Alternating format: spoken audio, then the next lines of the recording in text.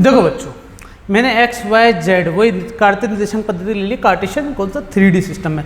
अगर मैं यहाँ पर एक पॉइंट लेता हूँ ना P, तो उसके कोऑर्डिनेट आएंगे एक्स वाई और जेड। ये P की खास बात बताऊँ क्या है, ये P जो है वो भार है।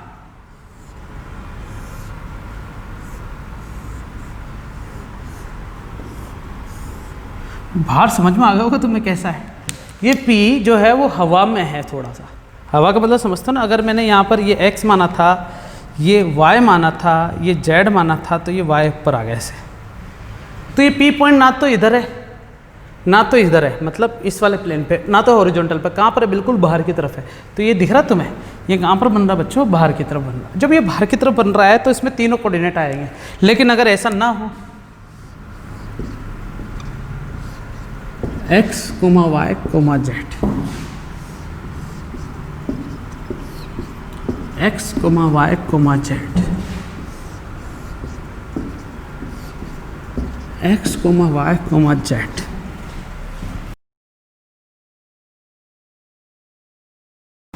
अब मैंने 6 डायग्राम बना रखे। तो अगर मैं पॉइंट यहाँ पर लेता हूँ, कहाँ पर? यहाँ पर, तो ये वो x पर है और y पर है, मतलब z पर नहीं है, ये मान के चलना है ना। तो मैं वो पॉइंट कहाँ दे रखा है बच्चों? x और y पर दे रहा है। तो इसको कोऑर्डिनेट क्या होगा? x, y, 0, क्योंकि z की वैल्यू वहाँ पर क्या होती है बच्चों? 0 होती है। अब सुनना,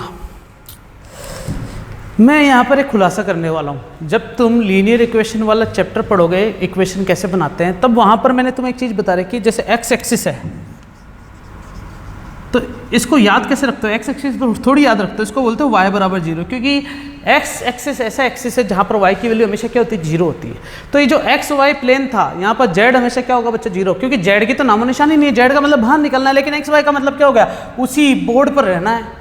तो z का मतलब हो गया बाहर, तो मतलब z हमेशा क्या रहेगा? 0। तो इस x y प्लेन को z प्लेन भी बोला जाता है, क्योंकि z की वैल्यू क्या है? 0। जैसे यहाँ पर x एक्सिस को y बराबर 0 बोलते थे ना, तो ये z बराबर 0 प्लेन भी है, या फिर z प्लेन बोल दो इसको, क्योंकि z एक्सिस से देख पा रहे हो ना तुम x y को। यहाँ पर खड़े हो सामने से और x y मुझे अच्छा सा दिख रहा है। अगर तुम z x को देखने जाओगे तो तुम्हें कहाँ होना चाहिए? y पे होना चाहिए, इसलिए इसे y प्लेन बोलोगे। तुम्हें y और z पे रखना है, ये y z पर है, तो तुम्हें x से देखना पड़ेगा, इसलिए इसे अपन क्या बोलेंगे? x y प्लेन भी बोलेंगे। तो यहाँ पर मैं बना देता हूँ कि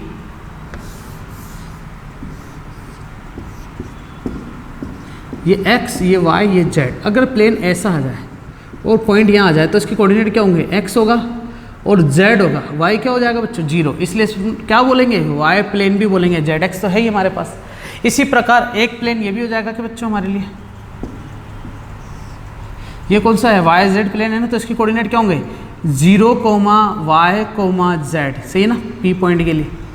अरे हाँ कि ना, समझ में आ रही है कि मेरी बात?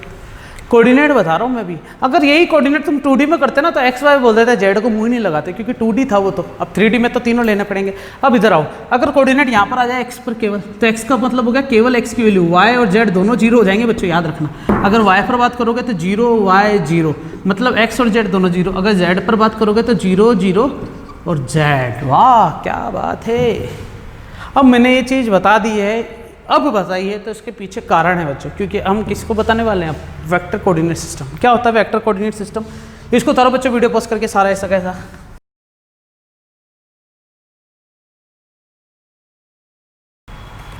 वेक्टर कोऑर्डिनेट सिस्टम क्या होता है ना, तो सबसे पहले हमें पता होना चाहिए वेक्टर क्या है। तो बच्चों वेक्टर के लिए तो एक खास बात हो गई है। क्या? वेक्टर एक क्या है बच्चों? फिजिकल क्वांटिटी है। क्या है बच्चों? एक फिजिकल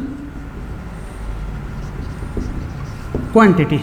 कैसी फिजिकल क्वांटिटी? सुनना, ऐसी फिजिकल क्वांटिटी जिसमें मैग्नीट्यूड भी आए प्लस क्या है बच्चों? डायरेक्शन भी आए। मतलब ऐसा हो गया कि तुम्हें कोई काम करने के लिए बोले और बोले कि नहीं काम ऐसे ही होना चाहिए। एक तो तुम्हें काम बता रहे, दूसरा काम करने का तरीका भी बताए, तो वो वेक्टर हो गया एक तरीके से, ऐसे मान सकते हो।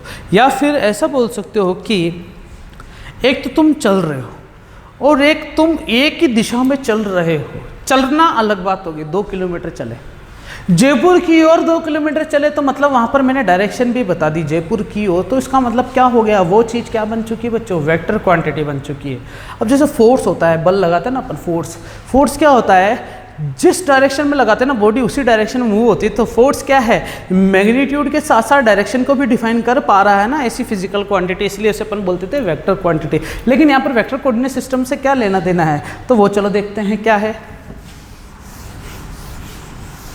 वो ये है कि हम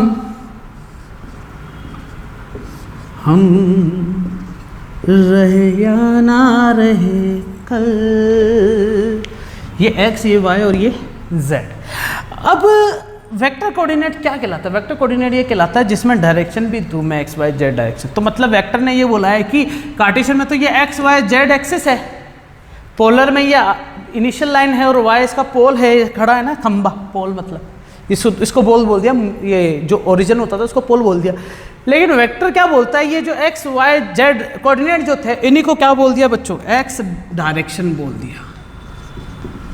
क्या बोल दिया बच्चों, x डायरेक्शन। इसे क्या बोल दिया बच्चों, y डायरेक्शन। और इससे अपन क्या बोल दिया बच्चों, x z डायरेक्शन। मतलब अगर मैं यहाँ जाऊँगा तो वो x डायरेक्शन है, अगर मैं ऊपर जाऊँगा तो वो y डायरेक्शन है, अगर मैं तुम्हारी तरफ आऊँगा तो वो z डायरेक्शन होगी। ये वेक्टर ने बताया। तो अब इसको x direction, y direction, z direction बोलने में थोड़ी उसको प्रॉब्लम हुई, तो वो क्या करता है, इसी को बोल देता है i कैप, इसी को बोल देता है j कैप, इसी को बोल देता है k कैप। अब ये i cap, j cap, k cap क्या है, तो मैं तुम्हें एक चीज़ बता दूं बच्चों, वेक्टर मतलब क्या बात कर रहे हैं बच्चों, सदिश। सदिश का मतलब क्या हो गया, जिसमें डायरेक्शन भी होती है। तो सुनो, अगर मैं बोलता हूँ A से कहाँ गया हूँ मैं B, तो अगर मैं ए बी वेक्टर लिखूँ तो उसको मैं एक और तरीके से लिखूँगा, ए बी के ऊपर एरो लगा के। मतलब ए बी अगर मैं लिखता हूँ ना सदिश, तो उसको मैं कैसे लिखूँगा, ए बी सदिश, ऐसे लगा के लिखूँगा। तो यहाँ पर ये जो डायरेक्शन मैंने बताई है, जैसे कि फिजिकल क्वांटिटी जो होती है ना बच्चों, उसकी खास बात ये है, जैसे मैंने लिखा है ये 2, तो ये क्या है बच्चों, दोनों में डिफरेंस बताओ। सर इसकी पूंछ ज़्यादा अच्छी लग रही है और ये कम अच्छी लग रही है, दोनों में कोई डिफरेंस नहीं, दोनों 2 है। अब क्या हो गया बच्चों बताओ, तीनों 2 है, मतलब कोई चेंज नहीं। लेकिन अगर मैंने यहाँ पर लगा दिया डिग्री, तब ये बन गया एंगल। यहाँ पर मैंने लगा दिया डिग्री सेंटीग्रेड, तब ये बन गया टेम्परेचर। यहाँ मैंने लगा दिया केजी, तब ये बन गया मास। सही ना, मतलब जब तक यूनिट नहीं होती तब तक ये फिजिकल क्वांटिटी, ये 2 क्या रहता, मैग्नीट्यूड ही रहता। मैग्नीट्यूड के साथ साथ क्या पता चल रहा है बच्चों, यहाँ पर यूनिट भी पता चल रही है, तब ये फिजिकल क्वांटिटी बनती है। लेकिन वेक्टर क्वांटिटी बनाने के लिए क्या करना पड़ेगा, मैग्नीट्यूड के पीछे क्या लगाना पड़ेगा, मैं यूनिट लगानी पड़ेगी। और वेक्टर के लिए यूनिट क्या होती है, यूनिट वेक्टर होती है। तो ये जो कैप लगता है ना किसी के ऊपर, जैसे मैंने लिख दिया ना ए बी कैप, तो ए बी तो ये वेक्टर होता है, लेकिन यूनिट वेक्टर का मतलब होता है कैप लगा देना।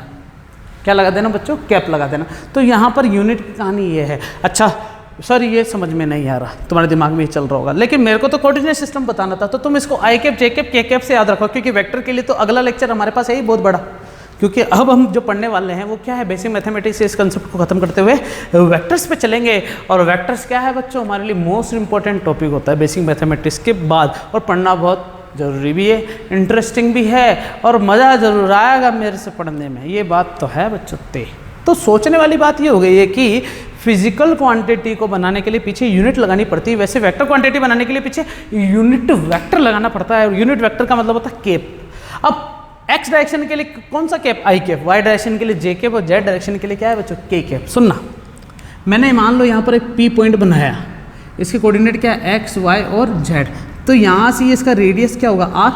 अगर मैं आर के ऊपर क्या लगा दूँ बच्चों, वेक्टर लगा दूँ, तो ये क्या कहलाता है, इसका पोजीशन वेक्टर कहलाता है। क्या कहलाता है बच्चों, इसका पोजीशन वेक्टर। तो ये इसकी वैल्यू क्या होती है, सुनना, एक्स आई कैप प्लस वाई जे कैप जेड के कैप। मैंने तुम्हें बताया ना, मैग्नीट्यूड के साथ कैप यूनिट वेक्टर को मल्टीप्लाई करना है। तो एक्स के साथ आई कैप मल्टीप्लाई होगा, वाई के साथ जे कैप, और जेड के साथ के कैप मल्टीप्लाई होगा। मतलब अगर एक क्वेश्चन देखूँ मैं, यहाँ पर पी पॉइंट है जिसके कोऑर्डिनेट 1, 2 और 3 है, ये पी पॉइंट है, तो इसका जो आर वेक्टर होगा पोजीशन वेक्टर, इसे ही बच्चों ओपी वेक्टर भी बोल सकते हैं, क्योंकि ओ से पी जा रहे हैं ना अपन। वो क्या होगा बच्चों, 1 आई कैप 2j के 3k के सारे पॉजिटिव है ना, इसलिए पॉजिटिव ले लिए। अगर माइनस होते तो माइनस लेते। अब माइनस कैसे आता है, जब मैं x की नेगेटिव डायरेक्शन में जाऊंगा तो माइनस का 2 आ जाएगा, y की नेगेटिव डायरेक्शन में जाऊंगा तो माइनस का 1 आ जाएगा, y की नेगेटिव डायरेक्शन में जाऊंगा तो माइनस का 2 हो जाएगा, z की नेगेटिव डायरेक्शन में जाऊंगा तो माइनस का 3 आ जाएगा। सही बात है कि नहीं है? तो ये कहलाता है वेक्टर कोऑर्डिनेट सिस्टम। तो ये भी चीज़ हमें पता होनी चाहिए। ये चीज़ पता हो ना हो चलेगा, लेकिन इसके बारे में तो तुम्हें जानकारी थी, पोलर को याद रखना है। ये चीज़ तो मैं थोड़ा और अच्छे से खुलासा करने वाला हूँ गाँव वालों, तो तैयार हो जाओ बच्चों। उतारो ये वीडियो पोस्ट करके सारा।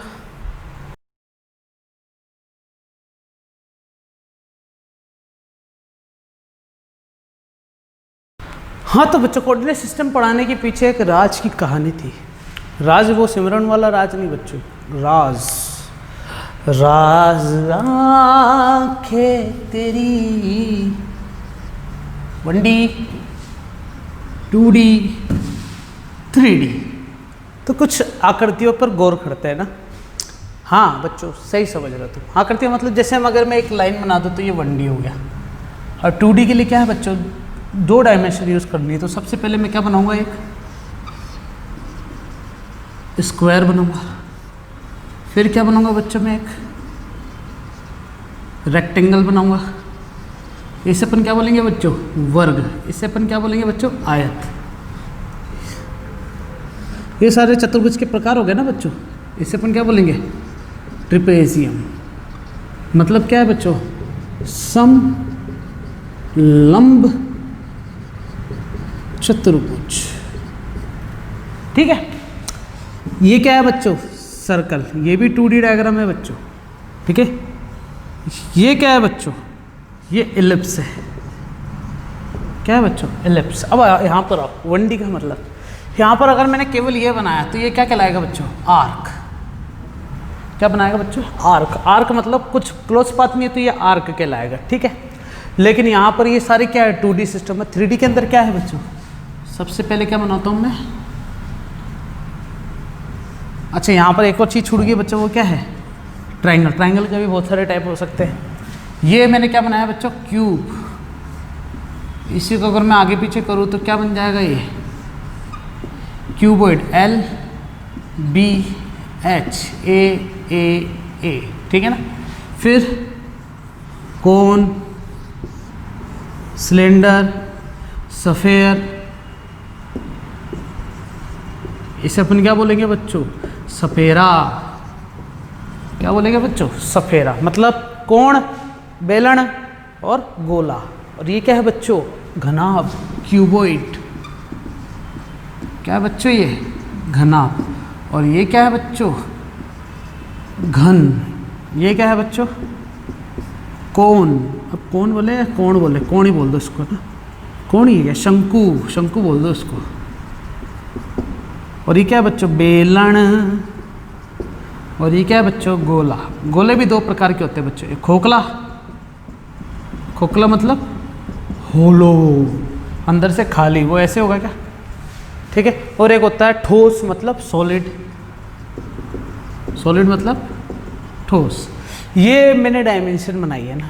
तो ये चीज़ें क्यों करिए सर अपन ने, तो बच्चों इनके अपन पढ़ेंगे फॉर्मूले, इसको याद रखने के लिए। तो याद रखने के लिए फॉर्मूले हमें क्या क्या पता होनी चाहिए, मैं बता देता हूँ।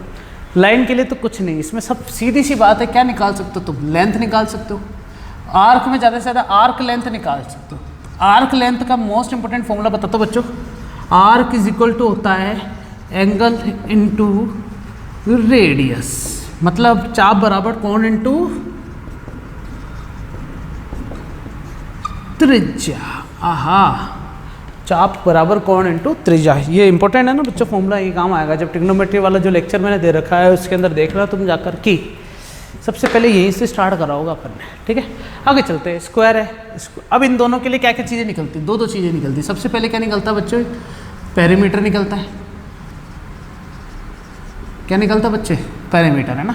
तो मैं इसको यहाँ से हटा के ये वाली साइड उठाओ बच्चों, लेफ्ट हैंड साइड वाली उतारो सारी, यहाँ से, है ना। ये भी मिटाई देता हूँ, ट्रायंगल को इसके नीचे ले आता हूँ। ये है triangle ABC, radius R, height L1 L2 L B A, ये डायमेंशन है ना, रिक्वायरमेंट होनी चाहिए ना। तो सबसे पहले अपन इसमें क्या निकालेंगे, पेरीमीटर, और दूसरा क्या निकलेगा बच्चों, एरिया। तो पेरीमीटर निकाले तो ए प्लस ए प्लस ए प्लस ए, मतलब 4 इंटू ए, 4 हो गए ना। पेरीमीटर का मतलब क्या होता है कि कितनी लाइनें यूज़ हो रखी है, ये सारी लाइनें निकालनी पड़ेगी अपनी। और एरिया निकालूंगा तो एरिया मतलब ए इंटू ए, इसको बोलेंगे ए स्क्वायर। हिंदी में क्या बोलते थे बच्चों, भुजा स्क्वायर। और 4 इंटू भुजा, 4 भुजा बजाज, नाम सुना होगा तुमने, पल्सर T20 220, कोई बात नहीं। और बच्चों रेक्टेंगल, रेक्टेंगल मतलब आयत। आयत की बात करेंगे तो सबसे पहले पेरीमीटर देखो, एल कितनी बार आ रहा, 2 बार, बी कितनी बार आ रहा, 2 बार, तो L plus B plus B है क्या नहीं। तो उसको तुम क्या बोलते थे, एल प्लस एल तो हो गया 2L, बी प्लस बी हो गया 2B, दोनों में से 2 कॉमन आएगा तो एल प्लस बी, ये याद होना चाहिए ना। 2 इंटू लंबाई प्लस चौड़ाई, ये होता था आयत के परिमाप का सूत्र। पेरीमीटर मतलब परिमाप, लिख देता हूँ मैं तुम्हारे लिए भी, है ना बच्चों। और एरिया मतलब क्या है बच्चों, क्या निकाल रहे हैं अपन यहाँ पर, क्षेत्रफल निकाल रहे हैं। आ गया हो बच्चों। ट्रेपेजियम की बात करेंगे, नहीं पहले इसका एरिया भी निकाल लो। एरिया मतलब हो गया बच्चों लेंथ इंटू विड्थ, लंबाई इंटू चौड़ाई, ये इसका एरिया हो गया। एरिया का मतलब समझते हो बच्चों, ये पूरा निकालना है। मतलब तुम्हें घास काटने की बात करें ना तो एरिया है, अगर तुम्हें ग्राउंड का चक्कर लगाने की बात करें तो इसका मतलब पेरीमीटर है। जैसे ये सर्कल है, अगर तुम चक्कर लगाओ तो क्या होगा, ये 2πr। अगर घास काटोगे तो क्या आएगा, πr स्क्वायर, है कि नहीं, 2πr और πr स्क्वायर। ट्रिपेजियम पर आओ बच्चों, इसका पेरीमीटर निकालेंगे ना तो L1 प्लस S2, और ये निकालना पड़ेगा अपन को। तो ये निकालने के लिए बच्चों वही पाइथागोरस लगा के इसकी साइड निकालनी पड़ेगी। इससे तो कोई फॉर्मूला नहीं है स्पेसिफाइड, अपन को उसको सोल्व ही करना पड़ता है। लेकिन एरिया जरूर है, 1/2 into sum of parallel side into इनके बीच की डिस्टेंस कितनी है बच्चों, h, मतलब आधा इंटू दोनों समानांतर रेखाओं का योग इंटू इनके बीच की दूरी। ठीक है बच्चों, ये ट्रेपेजियम समलंब चतुर्भुज है क्षेत्रफल। इसी प्रकार इसका पेरीमीटर निकालेंगे तो a प्लस बी प्लस सी हो गया क्या, क्योंकि सबका ऐड कर देंगे। और एरिया निकालेंगे तो तुम्हें याद होगा हीरोन्स फॉर्मूला लगाते थे बच्चों, यहाँ पर हीरोन्स फॉर्मूला, स्पेलिंग क्या है बच्चों, चलो जो भी है, हीरोनस, ठीक है। तो इसके लिए फॉर्मूला था S बराबर a plus B plus c by 2, फिर एरिया निकाल लेते थे, S minus a, S minus b, S minus c, ये एरिया निकलता था ना।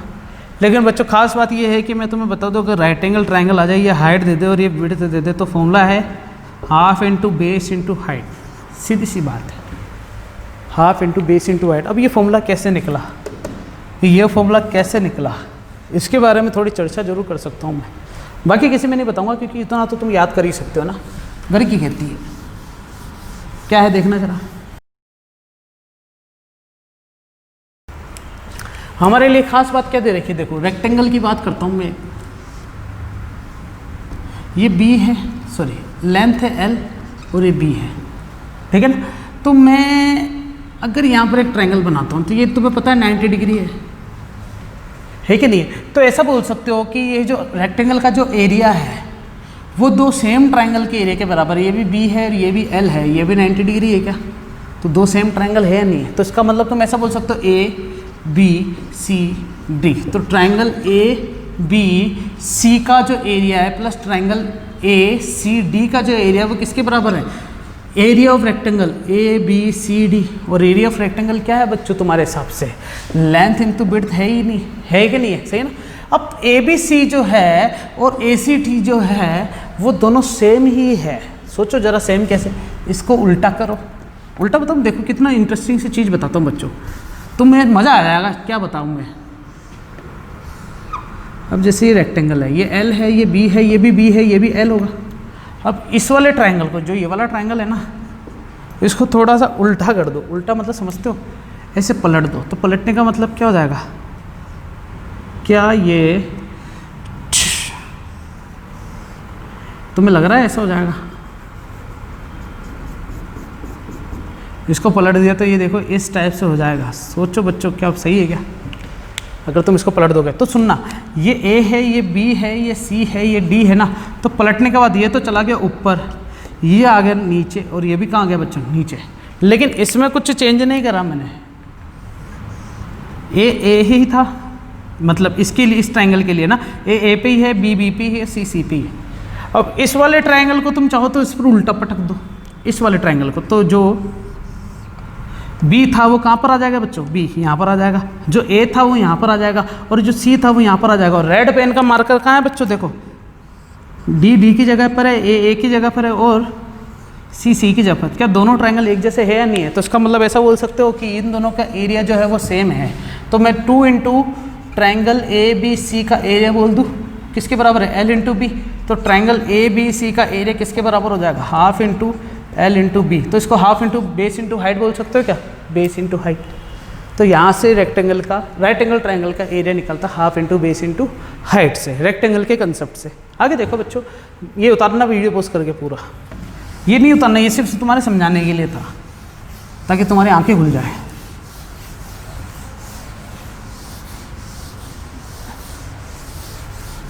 अब मैं किसकी बात करूंगा बच्चों, सर्कल। सर्कल का तुमने एक चीज़ नोटिस करी होगी, अगर ये सर्कल है तो सर्कल के लिए खास बात है कि आर्क इज इक्वल टू क्या होता है बच्चों, एंगल इंटू रेडियस।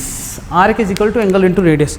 अब ये पूरी आर्क की तो है, यहाँ से स्टार्ट होकर वापस यहीं पे खत्म हो रही है, पूरी आर्क है ना। तो एंगल जो होता है ना पूरा घुमाने में 2 पाई होता है। तुम बोलो सर एंगल तो 360 होता है, 2 पाई कहाँ से आ गया? तो बच्चों एंगल 2 प्रकार के होते हैं, डिग्री मेजरमेंट और रेडियन। तो ये रेडियन वाला है, ट्रिग्नोमेट्री वाला लेक्चर देखोगे तो वहाँ तुम्हें सारी चीज़ क्लियर हो जाएगी। लेकिन अभी तो यहाँ तो समझ के चलो। अब ये जो पूरा आर्क है इसको तुम क्या बोलते हो, सर्कमफ्रेंस, सही है ना। और रेडियस तो क्या है, आर है इसकी। तो 2 पाई आर होता है कि इसका सर्कमफ्रेंस, एंगल इंटू रेडियस। तो एंगल 2 पाई कैसा आया, तो मैं यहाँ लिख देता हूँ बच्चों, 2 पाई ही किसके बराबर है बच्चों, 360 के बराबर है, चलेगा। अच्छा, अब यहाँ पर मुझे निकालना एरिया। तो एरिया निकालने के लिए मैं क्या करता हूँ, सुनना, इसके करो बच्चों पिज़्ज़ा स्लाइस। क्या करोगे बच्चों, पिज़्ज़ा स्लाइस। पिज़्ज़ा स्लाइस करते ही तो क्या होगा देखना,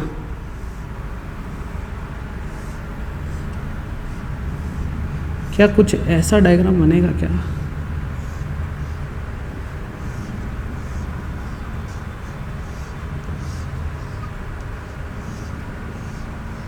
जितने पिज़्ज़ा स्लाइस थी ऐसा अटेंच कर दिया। लेकिन अभी भी ये कुछ घुमा सा लग रहा था, मैं इसके थोड़ा और छोटे छोटे टोटे कर दूँ, बहुत छोटे छोटे टुकड़े कर देता हूँ।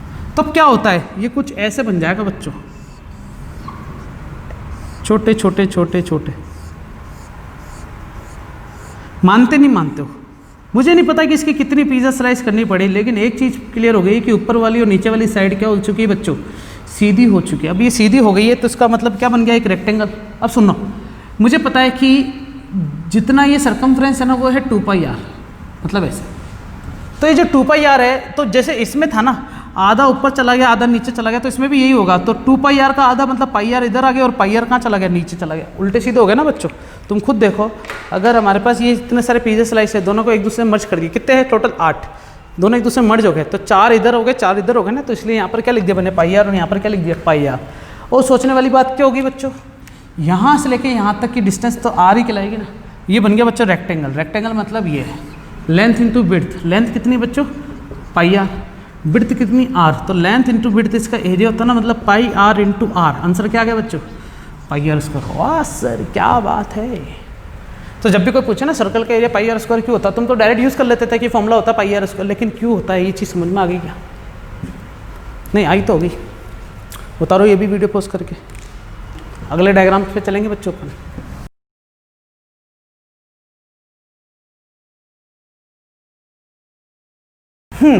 क्या है बच्चों हमारे पास, क्यूब। तो इसमें भी अपन क्या निकालेंगे मैं बता देता हूँ। एक तो तुम निकालोगे बच्चों सब में सरफेस एरिया, और एक निकालोगे तुम सब में वॉल्यूम। तो क्यूब की बात करते हैं ना, तो सरफेस क्या क्या होता है क्यूब में, सोचने वाली बात है। मैं क्यूब लेके आता हूँ तुम्हारे लिए।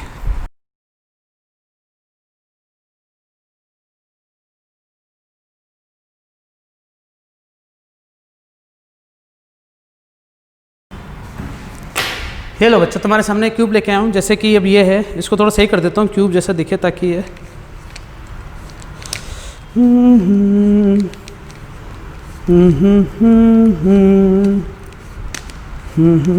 ठीक है। ये है बच्चों क्यूब है ना। अब यहाँ पर ही टूट गया है थोड़ा सा जल्दबाजी में, कोई बात नहीं।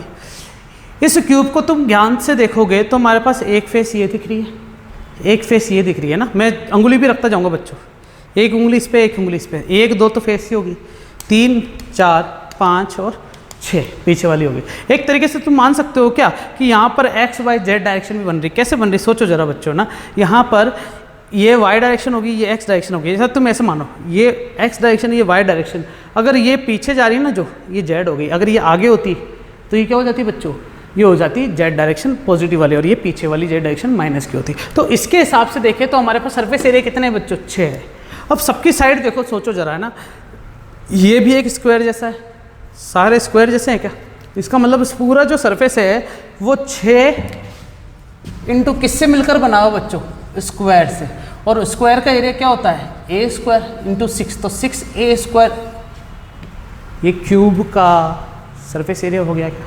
इसी प्रकार मुझे चाहिए वॉल्यूम, तो वॉल्यूम के लिए बच्चों खास बात तो वही है जैसे मल्टीप्लाई करते थे क्या, कि a इंटू ए तो एरिया होता था, इसी को a से मल्टीप्लाई कर दो तो क्या बन जाता था बच्चों, क्यूब। तभी तो इसको क्यूब वर्ड से जोड़ा जाता है ना, इसका वर्ड ही क्या है बच्चों, a क्यूब। चलेगा, आगे चलते हैं। अब किसकी बात करेंगे बच्चों, क्यूबॉइड की। तो क्यूबॉइड के लिए अगर मैं इसको क्यूबॉइड मान के चलूँ तो इसमें लेंथ विड्थ और हाइट है। तो देखो जरा, इसके लिए ये वाला जो फेस है ना सामने वाला है, दिख रहा है तुम्हें, दिख तो रहा होगा सर, डायग्राम तो सही है। इसके पीछे एक और फेस है क्या, तो L इंटू ये हाइट है क्या, ये एरिया, L इंटू एच के कितने हैं बच्चों, 2 है। फिर इस पर देखो बच्चों, ये वाला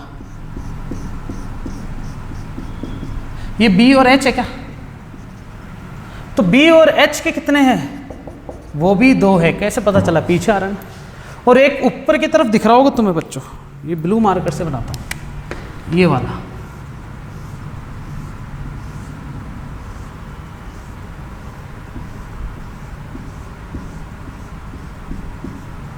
ये ऐसा नीचे भी है क्या, तो ये हो गया बच्चों, इसे क्या बोलेंगे अपन, टॉप फ्लोर। और नीचे क्या हो जाएगा बच्चों, बॉटम। और नीचे हो गया ऊपर, क्या टेरेस बोलेंगे इसे, क्या बोलते थे इसे,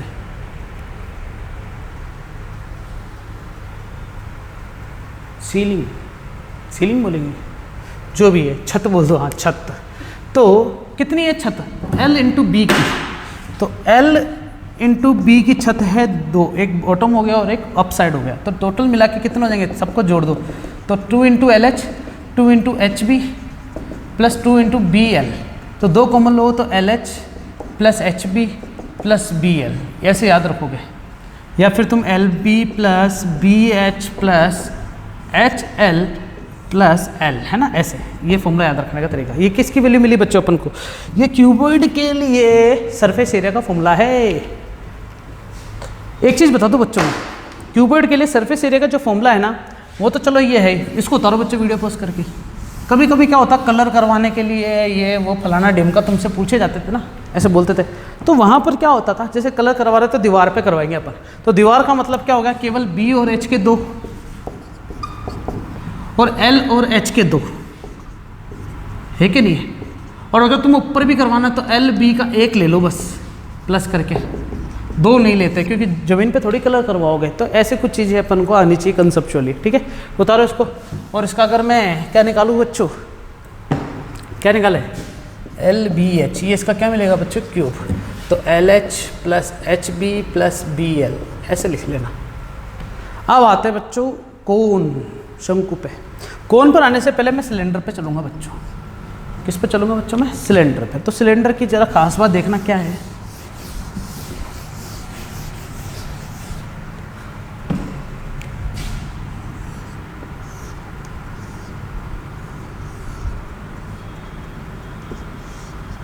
हमें एक हाइट दे रखा होगा और एक क्या दे रखी होगी बच्चों, रेडियस दे रखी होगी। तो सिलेंडर की खास बात हमारे पास ये हो चुकी है कि सिलेंडर के लिए हमें सरफेस एरिया निकालना है और एक क्या निकालना है बच्चों, वॉल्यूम निकालना है। तो एक सिलेंडर लेके आऊँ तुम्हारे सामने, रुको। देखो बच्चों ये सिलेंडर है अपने सामने, है ना। सिलेंडर के लिए खास बात ये है कि 2 फेस तो क्या होते हैं, सर्कुलर होते हैं, ऐसे दिख रहा है तुम्हें। 2 फेस तो क्या दे रखे बच्चों अपन को, एक सर्कुलर दे रखे।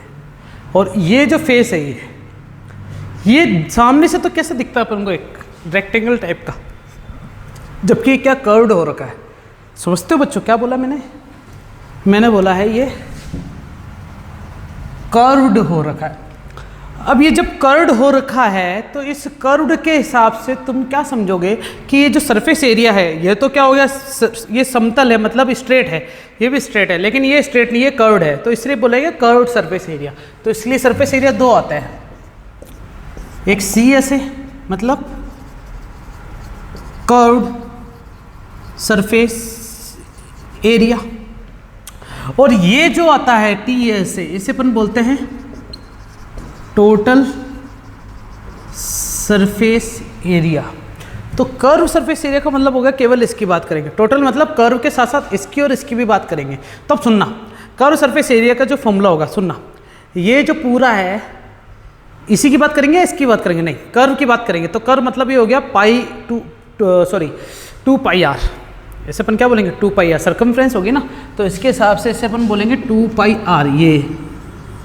और ये 2 पाई आर कब तक फैला हुआ है बच्चों, एच हाइट तक फैला हुआ है कि 2 पाई आर के कितने सारे एच हाइट तक जा रहे हैं ना, तो इसे अपन क्या बोलेंगे कर्व सरफेस एरिया को 2 पाई आर एच।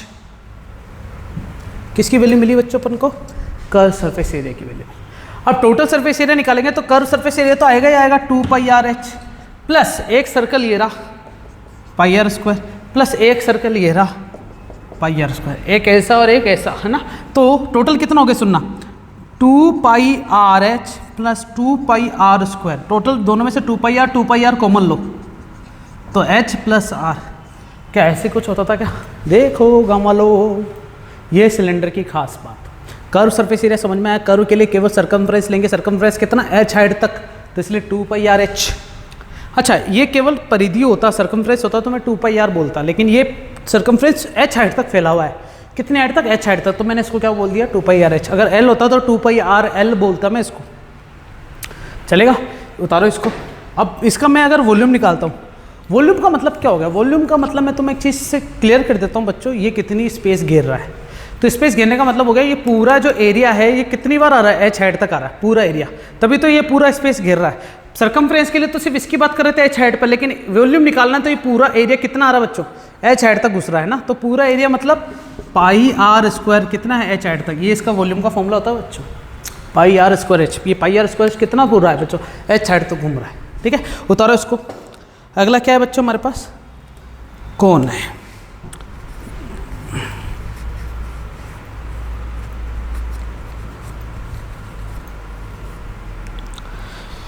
ये हमारे पास बच्चों कोण है ना। कोण की खास बात देख लो तुम, कैसे दिख रहा है, एक सर्कुलर पाथ है और एक कर्व पाथ तो है, लेकिन कर्व क्या रहा है, आगे जाते जाते एक चोटी बना रहा है ना, तो इसका मतलब ये मैंने बनाया एक कोण।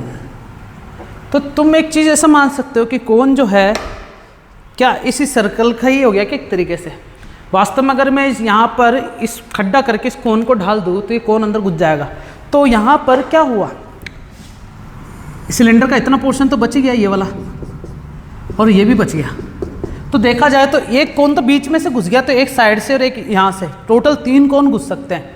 तो इसका जब मैं वॉल्यूम निकालूंगा ना एक कोण का, पूरे सिलेंडर का कितना होता है पाई आर स्क्वायर एच। मतलब एक तरीके से मान के चलो इसके पास 30 रुपये हैं, और ऐसे 30 रुपये में 3 कोण आ सकते हैं। तो एक कोण कितने का पड़ा बच्चों, 30 में 3 का डिवाइड करेंगे मतलब 10 रुपये का, ऐसा मान सकते हो ना।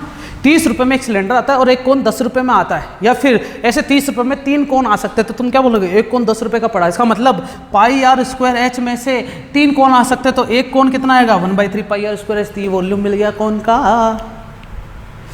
पहले वॉल्यूम बता दिया सर, कोई बात नहीं, समझ में तो आया ना ये चीज़, ठीक है। उतारो इसको, ये चीज़ मिटाने वाला हूँ मैं। अब इसमें भी क्या है बच्चों, सी एस ए और टी एस ए दोनों आते हैं। तो सी एस ए का मतलब तुम्हें पता चल गया होगा कि यहाँ पर मैं ये कर्व सरफेस एरिया निकालूंगा। तो कर्व के लिए खास बात बता देता हूँ कि कोण का जो फेनोमेनन होता है या डायमेंशंस होती है वो इस प्रकार की होती है बच्चों। ये मैंने बनाया कोण, तो ये क्या कहलाती है, इसकी स्लांट हाइट मतलब तिर्यक रेखा, ये इसकी एच, ये इसकी आर। तो सर्कमफ्रेंस एच के हिसाब से चल रहा है या एल के हिसाब से चल रहा है, एल के हिसाब से चल रहा है ना, तो इसलिए इसका फॉर्मूला होता है पाई आर एल। ये याद रखना पड़ेगा बच्चों, पाई आर और एल। क्या बोलेंगे बच्चों इसको, पाई आर एल। अच्छा अब तुम बोलोगे सर यहाँ पर पाई आर क्यों लिया, 2 पाई आर क्यों नहीं लिया। तुम्हें याद होगा बच्चों अपन ने जब पिज़्ज़ा स्लाइस करे थे तो वहाँ पर अपने पाई आर लिया था, आधा और आधा। तो यहाँ पर भी यही मान के चलो, क्योंकि एक सामने से तो क्या दिख रहा है तुम्हें, एक पिज़्ज़ा स्लाइस ही दिख रहा है। आगे देखना बच्चों, अब मुझे चाहिए टोटल सरफेस एरिया, टोटल मतलब pi r l, curve surface area तो आएगा ही आएगा, प्लस एक सर्कल भी डाल दूँ, कितना है पाई आर स्क्वायर, दोनों में से कॉमन क्या आएगा पाई आर, क्या बचेगा एल प्लस आर। वाओ, कौन कंप्लीट बच्चों, कौन कंप्लीट बच्चों, कौन कौन मतलब शंकु कंप्लीट हुआ। उतारो ये भी, मिटाने वाला हूँ मैं कुछ, ऊपर वाली चीज मिटाऊँ।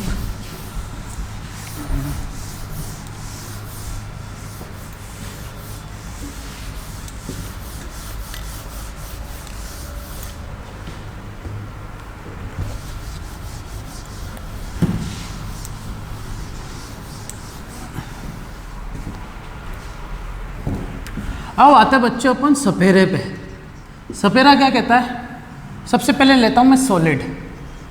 तो सॉलिड सफेरा जो होता है, सॉलिड सफेरा, इसका जो सरफेस एरिया है वो कर्व्ड होता है चारों तरफ से। क्या होता है बच्चों, चारों तरफ से कर्व्ड। अब मेरे पास सपेरा तो है नहीं, लेकिन ऐसा कुछ जरूर है। क्या तुम्हें लग रहा है कि सपेरा है? तो ये चारों तरफ से क्या है बच्चों, कर्व्ड है ना, चारों तरफ से क्या है बच्चों, कर्व्ड है। अगर ये कर्व्ड है तो 4 पाई आर स्क्वायर, ये इसका क्या बन गया बच्चों, हमारे पास सरफेस एरिया मिल गया। मतलब ऐसे 4 पाई आर स्क्वायर मिलके एक सरफेस एरिया बनाते हैं किसका, स्फीयर का। अब मैं इसका वॉल्यूम निकालूंगा तो वॉल्यूम का direct formula 4/3 pi R cube, 4/3 pi R cube. ये किसका फॉर्मूला बच्चों हमारे पास, ये वॉल्यूम ऑफ सॉलिड स्फीयर का है। लेकिन अगर मैं ले लूँ हेमिस्फीयर, क्या ले लूँ मैं, हेमिस्फीयर, ये चीज़ याद रखनी पड़ेगी बच्चों, है ना। इन्हीं के रिलेशन में बाकी चीज़ें समझ सकते हैं अपन, बस ये जरूर बता सकता हूँ मैं, क्योंकि जो चीज़ें याद रखनी है वो तो करनी है, लेकिन जिसका ट्रिक्स बता सकता हूँ वो मैं बता ही रहा हूँ।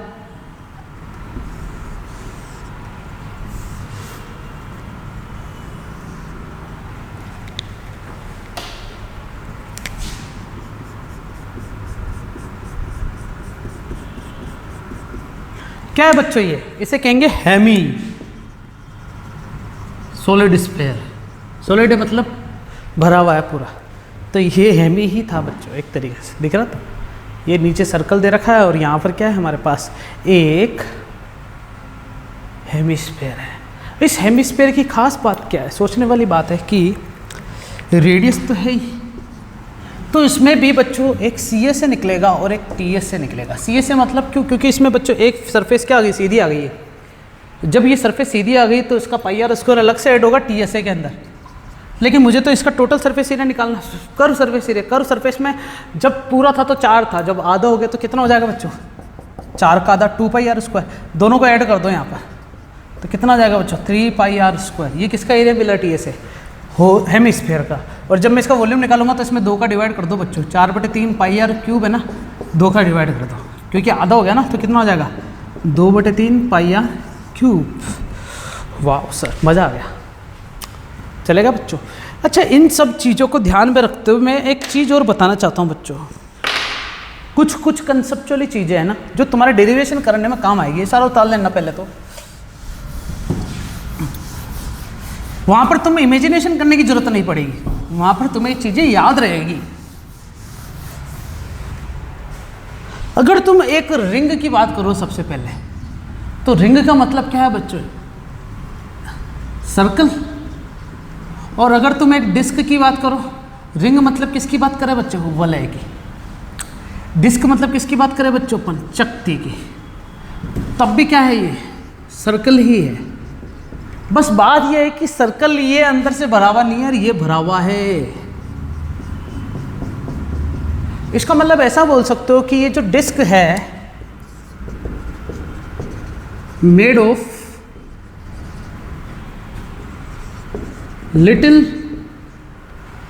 Rings, different type of little rings. मतलब क्या है देखना, ऐसे ऐसे ऐसे,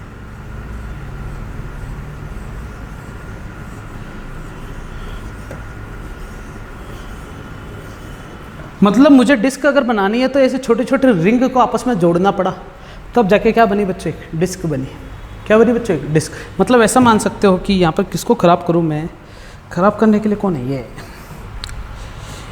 अगर तुम इसकी बात करते हो तो ये हमारे पास क्या है, मान लो सर्कल है, डिस्क है ना। तो इस डिस्क पर एक रिंग बीच में आ गई, दूसरी रिंग इसके साइड में आ गई, दिख रहा है बच्चों, थोड़ा पास में लेके आऊँ। ये देखो तीसरी रिंग, ऐसे ऐसे ऐसे ऐसे ऐसे, क्या बहुत सारी रिंग मिलके एक डिस्क बना रही, नहीं बना रही? अगर ये डिस्क बना सकती है तो इसका मतलब रिंग का कंसेप्ट डिस्क के साथ रिलेटेड है।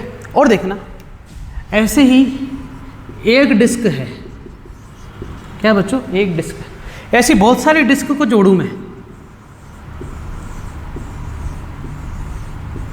सेम लेनी है बच्चों ना, तो क्या बनेगा, एक क्या सिलेंडर बन गया क्या?